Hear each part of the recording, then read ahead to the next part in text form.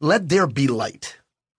It's not a coincidence that the first time the universe hears the uttered words of God, the message was not let there be joy, let there be peace, or even let there be love. The voice of the sovereign, the divine, the glorious said, let there be light. God always begins by turning the lights on. Life requires light. Faith requires light. We cannot deny we live in dark times. Some argue that we live in the blackest hour, darkened by sin, immorality, moral relativism, spiritual apathy, cultural decadence, infanticide, racism, pornography, poverty, false prophets, watered-down preaching, hypocrisy, unbridled consumerism, voyeurism, materialism, secular tyranny, religious extremism, terror, discord, division, strife, hatred, violence, jealousy, intolerance, and unbelief. Did I miss anything? Yet while we cannot deny the canopy of disillusionment hovering upon our current day and age, there exists an undeniable physical and spiritual reality poised to serve as the impetus igniting hope, exposing love, and reintroducing grace. What might that be? Simply stated, when light stands next to darkness, light always wins. Jesus, while speaking to his followers, said, a city on a hill cannot be hidden, neither do people light a lamp and put it under a bowl. Instead, they put it on its stand, and it gives light to everyone in the house. In the same way, let your light shine before men, that they may see your good deeds and praise your Father in heaven. Matthew chapter 5, verses 14 through 16. Joy Smith did not just embrace this truth. She lived it out. On January 19, 2015, Joyce ran into a hospital room that was the quintessential corridor of darkness. The horrific reality was that her 14-year-old son, John, was dead. A few hours prior, young John, accompanied by two other friends, had played on top of Lake St. Louis in Missouri. Warm temperatures had thawed the ice, providing a precarious circumstance that led to the three boys falling into a frozen lake. While the other boys escaped the freezing water, John did not emerge. His body was discovered 15 minutes later. No pulse, lifeless, and darkness prevailed over the face of the deep. Immediately, first responders rushed John to the nearest hospital, St. Joseph West, where the head emergency room doctor, Ken Sutter, stood waiting with his team. Approximately 12 physicians, technicians, nurses, and paramedics worked for an additional 20 minutes to no avail. Later, Dr. Sutter wrote in a personal letter recording the event.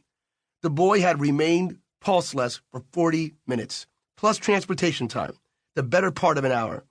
After attempts to raise the boy's temperature failed, Dr. Sutter determined the time had arrived to declare John Smith dead. He asked to bring the boy's mother into the room, and darkness prevailed over the face of the deep. Joyce Smith rushed to her son's bedside. Seeing his gray and motionless body, Joyce refused to embrace the darkened reality, to acknowledge that her son was gone. At a recent Bible study class, she had been instructed to believe in a God who can do what he says he can do. Joyce had walked into an emergency room filled with darkness, but she exposed the light of faith, hope, and love. Without hesitation, Joyce opened her mouth, raised her voice, and said, Lord, Holy Spirit, just give me back my son. In other words, let there be light. God's Spirit empowers us to go from existing in the natural to experiencing the supernatural.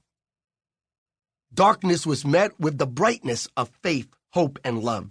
Instantly, a technician said, We've got a pulse. The atmosphere shifted. The room now filled with the light of joy and peace. Dr. Sutter wrote, that boy's heart was jump-started by the Holy Spirit, listening to the request of a praying mother. I know that God has given us a gift. I was privileged to witness a miracle. Since then, I've met John Smith and had the privilege of speaking to a healthy, healed, holy, happy young man. I asked him, do you realize that you died? Yes, sir, he responded. Why?